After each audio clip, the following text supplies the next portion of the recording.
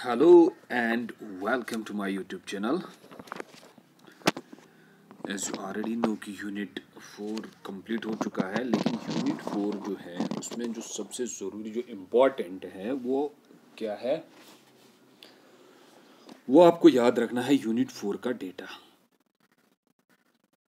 Unit 4 का जो data है उसमें सबसे ज़रूरी यूनिट नंबर 4 में आपको डेटा याद रखना है। ठीक है, तो उसी को समझते हैं। ये वीडियो बहुत ही इम्पोर्टेंट है, इसको एटलीस्ट 2 बार देखिएगा और इन वर्ड्स और इन लाइन्स और इस डेटा को याद रखिएगा। ठीक है, चलिए चलते हैं। पहले हम समझते हैं पावर्टी पे। ठीक है, पावर्टी को हमने पढ़ा, पावर्टी को हमने पहले ही ऑलरेडी कवर अप किया है, लेकिन उसमें कुछ जो पॉइंट ज़रूरी है वो है पॉइंट नंबर 1। आपको क्या याद रखना है, गिनी कोफिशिएंट एक कंसेप्ट है पावर्टी में, जिससे हम क्या मेजर करते हैं, इसको हम बोलते हैं गिनी इंडेक्स भी और गिनी रेशो भी। ठीक है, most commonly used measurement of inequality. इससे हम क्या मेजर करते हैं, इनइक्वालिटी। अगर आपसे ये क्वेश्चन पूछा जाए, आप बताइए गिनी कोफिशिएंट किसके लिए यूज किया जाता है, या इनइक्वालिटी जो है उसको हम किससे मेजर करते हैं, उसको बोलते हैं गिनी कोफिशिएंट। याद रखिएगा, ये दिया था, developed by the Italian statistician and sociologist थे ये। ठीक है, जिसका नाम था गॉर्डो गिनी। ठीक है, इसने पब्लिश किया इसको 1912 में, 1912 में। और कोफिशिएंट जो इसका रेंज है वो 0 से 100 है, या 0% से 100% तक। ठीक है, अगर 0 आ गया तो इसका मतलब है परफेक्ट इनइक्वालिटी है एक स्टेट में, अगर 1 आ गया तो परफेक्ट इक्वालिटी है। आपको सिर्फ ये याद रखना है कि इनइक्वालिटी मेजर करने के लिए, सोसाइटी में इनइक्वालिटी मेजर करने के लिए हम कौन सा मेजरमेंट यूज करते हैं, गिनी कोफिशिएंट। किसने दिया था, इसी ने दिया था, गॉर्डो गिनी ने ये दिया था। ठीक है, ये इटालियन सोशियोलॉजिस्ट थे और स्टैटिस्टिशियन भी थे। उसके बाद आपको याद रखना है लॉर्जन करो। ठीक है, ये किस लिए हम इसको हम किस लिए यूज करते हैं, लॉर्जन कर्व जो थी ये मेजर करता है एक्चुअल इनकम डिस्ट्रीब्यूशन क्या है। ठीक है, मैक लॉर्जन ने ये दिया था 1906 में।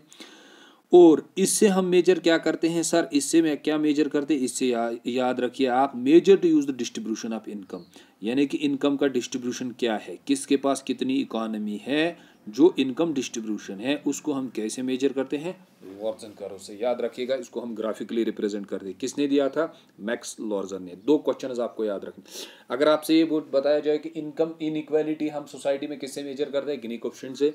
इनकम डिस्ट्रीब्यूशन हम किससे मेजर करते हैं, लॉर्जन कर्व से। याद रखिएगा, दोनों भूल मत जाइएगा। नाउ उसके बाद आपको याद रखना है ह्यूमन पॉवर्टी इंडेक्स। जो ह्यूमन पॉवर्टी इंडेक्स है, जो मेजर करते हैं, उसके मुताबिक 2013 में इंडिया की क्या रैंक थी, वो आपको याद रखनी है। आपसे ये क्वेश्चन पूछा जाएगा, बताइए इंडिया की रैंक क्या है ह्यूमन पॉवर्टी इंडेक्स में। ठीक है, तो आपको क्या बताना है, 11 यानी कि 111 है इंडिया की रैंक। क्या है, 111 है इंडिया की रैंक आउट ऑफ 125। ठीक है, उसके बाद आपको ग्लोबल हंगर इंडेक्स भी याद रखना है, उसमें भी इंडिया की क्या रैंक है, 111 है। ठीक है, 111 125 2023 का ये डेटा है। ठीक है, ये भी याद रखना है, ये भी क्वेश्चन आते हैं। और पॉवर्टी गैप इंडेक्स कौन रिलीज करता है, ये वर्ल्ड बैंक रिलीज करता है देन आफ्टर।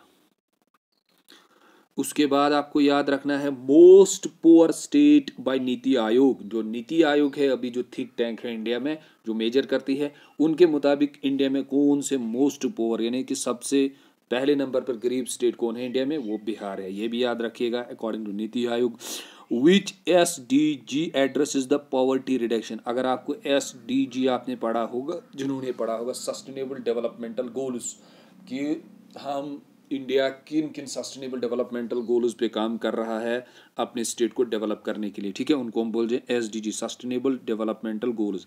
तो उसमें से पॉवर्टी किस नंबर पे, कौन सा टारगेट है, वो 1.2 है, वो भी याद रखिएगा। ठीक है, देन अनएम्प्लॉयमेंट का डेटा। अनएम्प्लॉयमेंट डेटा में आपको सब याद रखना है, सबसे ज़्यादा अनएम्प्लॉयमेंट कहाँ है, हरियाणा, हाईएस्ट अनएम्प्लॉयमेंट 37.4। और सबसे लोवेस्ट कहाँ है, वो है उड़ीसा 0.9। ठीक है, data bye CMIE, centre for monitoring Indian economy, ने ये डेटा दिया है। ठीक है, J&K का क्या है, J&K का डेटा है 14.8 अनएम्प्लॉयमेंट रेट। देन उसके साथ एक बेसिक कंसेप्ट है, बहुत ज़रूरी कंसेप्ट है जो आपको याद रखना है। एक कंसेप्ट है जिसे हम बोलते हैं बीमारू सिटी, ठीक है। ये आशीष बोस ने दिया था 1980 में, ये आपको याद रखना है। ये बोलता है बीमारू स्टेट, एक कंसेप्ट ये इसी ने दिया। बीमारू स्टेट ये किन को बोलता है, वो स्टेट्स आपको याद रखने हैं, यूपी, एमपी, बिहार, राजस्थान, ठीक है। यूपी, एमपी, बिहार और राजस्थान, ये कंसेप्ट आ सकता है कि बताइए बीमारू स्टेट किसने दिया है। आशीष बोस याद रखिए 1980 में। कौन कौन से स्टेट थे बीमारू कंसेप्ट में, वो यूपी, एमपी, बिहार और राजस्थान, ठीक है। देन आपको याद रखना है ये स्लोगन किसने दिया था, गरीबी हटाओ देश बचाओ, ठीक है। यहाँ गरीबी हटाओ खाली, तो थीम एंड स्लोगन ये इंदिरा गांधी जी ने दिया था, ठीक है। ये श्री इंदिरा गांधी जी ने दिया था इन 1971 इलेक्शन कैंपेन जब उनकी चल रही थी, तो उसी दौरान इन्होंने ये दिया था। इस पे ये भी क्वेश्चन आता है कभी कभी, ये बताओ कि बुक किसने लिखी है, ठीक है। वो ML दंतेवाला, DANTWALA, ठीक है। ये गरीबी हटाओ इसी ने बुक लिखी है, ये भी याद रखिएगा, ये भी भूल मत जाइएगा। ये मेन कंसेप्ट है और कुछ डेटा है जो आपको जरूरी याद रखना है। फिर इंडिकेटर्स ऑफ सोशल डेवलपमेंट जो मैंने आपको पढ़ाया था, जब हमने सोशल डेवलपमेंट पढ़ाया था, उसकी जो मेन इंडिकेटर्स है उनकी रैंक, ठीक है। PQLI physical quality of life index की रैंक क्या है इंडिया में, ग्लोबली 52, ये भी आपको याद रखना है, 52 ग्लोबली आउट ऑफ 21, ठीक है। उसके 3 इंडिकेटर्स हमने वहाँ भी पढ़े थे, लाइफ एक्सपेक्टेंसी कि एक इंडिविजुअल कितनी ज़िंदगी गुजार सकता है। फिर हमने कहा हाई इन्फेंट मोर्टेलिटी रेट कि जो बच्चे पैदा होते हैं 0 से 6 साल तक वो कितने मरते हैं। लिटरेसी रेट, एजुकेशन कितनी है। और इंडिया का जो स्टेट है जिसकी सबसे बेस्ट PQLI यानी physical quality of life index है वो है हैदराबाद, ठीक है, ये भी याद रखिएगा। फिर ह्यूमन डेवलपमेंट इंडेक्स HDI, इसकी रैंक निकलती है ह्यूमन डेवलपमेंट इंडेक्स की पूरे वर्ल्ड में, किस स्टेट की क्या, किस नेशन की कौन सी रैंक आती है, ठीक है। तो इंडिया की क्या रैंक है, इंडिया की रैंक की 2023 और 24 में जो रैंक आई थी 134, ठीक है। टाइटल क्या था इस ह्यूमन डेवलपमेंट इंडेक्स का इस बार, ठीक है, breaking the gridlock reimagining cooperation in a polarised world, ये भी याद रखिएगा। ये 2023 और 24 का टाइटल था। इंडिया की क्या रैंक थी 134, भूल मत जाइएगा। ये बहुत अच्छे कंसेप्ट हैं, इनमें से क्वेश्चन 90% प्रोबेबिलिटी बनती है यहाँ से क्वेश्चन आते हैं। जेंडर इनइक्वालिटी इंडेक्स, जेंडर आपको याद है, difference between male and female, हाँ। तो जेंडर इंडेक्स में क्या याद रखना है आपको, इंडिया की क्या रैंक है जेंडर डेवलपमेंट इंडेक्स में, कि जेंडर का कितना डेवलपमेंट होता है, सॉरी जेंडर इनइक्वालिटी कितनी है इंडिया में, ठीक है। Sorry global gender gap index, global gender gap index पे कितनी रैंक है इंडिया की, 127 आउट ऑफ 146, ठीक है, 2023 में आया था ग्लोबल जेंडर गैप इंडेक्स। फिर जेंडर इनइक्वालिटी, इंडिया में कितनी जेंडर इनइक्वालिटी है, यानी कि मेल फीमेल में कितनी डिफरेंसेस है, कितनी इनइक्वालिटी है मेल, ये है 108, याद रखिए 108 आउट ऑफ 193 2024 में। इंडिया की क्या रैंक है जेंडर इनइक्वालिटी इंडेक्स में 108। देन लास्ट में जो हमें देखना है वो है ट्रैफिकिंग का। ट्रैफिकिंग का डेटा क्या देखना है, सेकंड लार्जेस्ट क्रिमिनल इंडस्ट्री उसको बोला जाता है, ये भी याद रखिएगा। दुनिया में सबसे दूसरे नंबर पे जो आती है, जहां सबसे ज़्यादा क्या होता है, जिसे हम क्रिमिनल इंडस्ट्री बोलते हैं, जहां क्राइम्स होते हैं उसको ट्रैफिकिंग बोलते हैं, हाँ। और वर्ल्ड फास्ट ग्रोइंग क्राइम अगर आपको बताया जाएगा स्टेट वाइज, ठीक है, और वर्ल्ड फास्ट क्राइम अगर आपको बताया जाएगा दुनिया में कौन सा क्राइम सबसे ज़्यादा बढ़ रहा है, वो भी ट्रैफिकिंग है, ठीक है।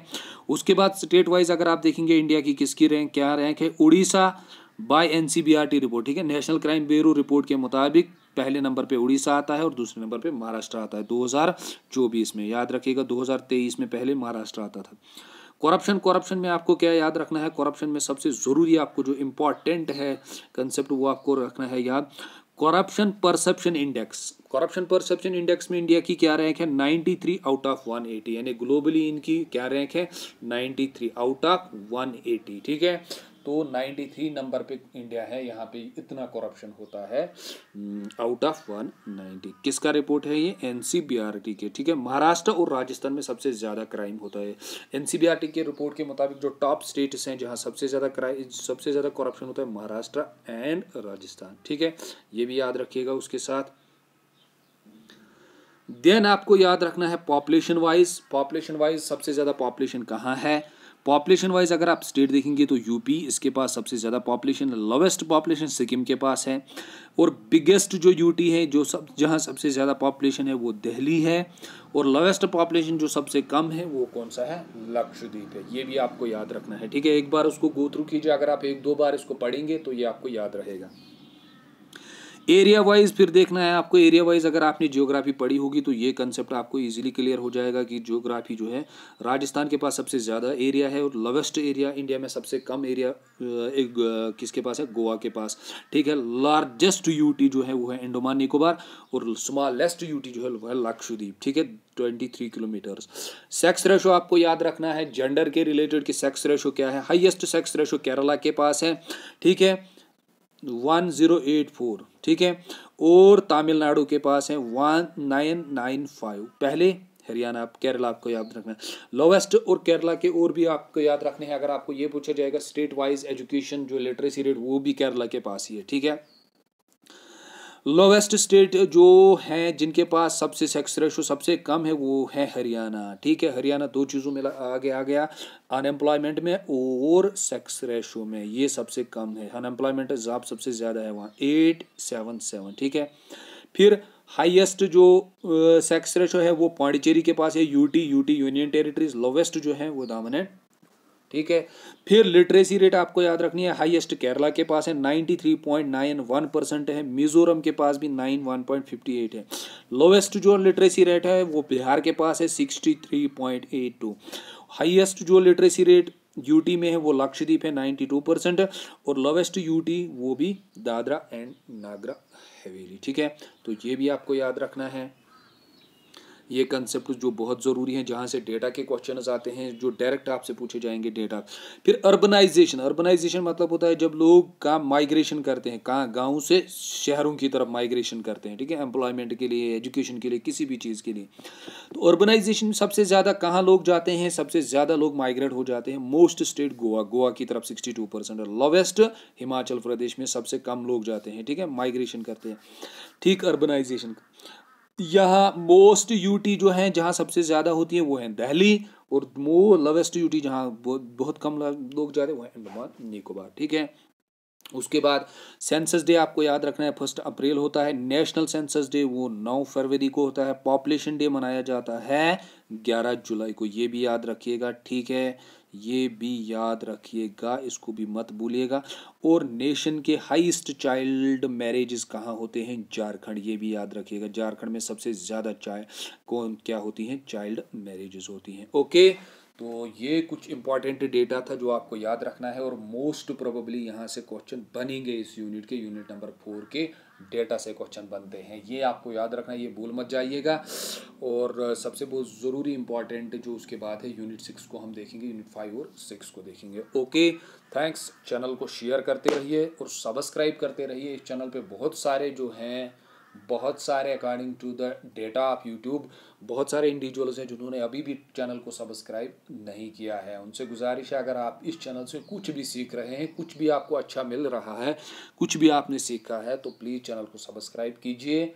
और सबसे ज़रूरी जो है वो चैनल को शेयर कीजिए जो बाकी लोग हैं, और ख़ासकर जो ये यूट्यूब जो आज का ये लेक्चर है, हो सके तो इसको मोस्टली स्टूडेंट्स के साथ शेयर कीजिए जो भी प्रिपरेशन कर रहे हैं इसके लिए। ठीक है, ये बहुत इंपॉर्टेंट वीडियो है, उनको ये डेटा दे दीजिए, यहाँ से उनके लिए कुछ ना कुछ क्वेश्चन निकलेंगे। और इसका पीडीएफ लेने के लिए हर किसी यूट्यूब चैनल के साथ, हर किसी यूट्यूब लेक्चर के साथ साथ मैंने टेलीग्राम की लिंक दी है, उसको ज्वाइन कीजिए, वहाँ से आपको सारा पीडीएफ मिलेगा। Okay, thanks to all of you.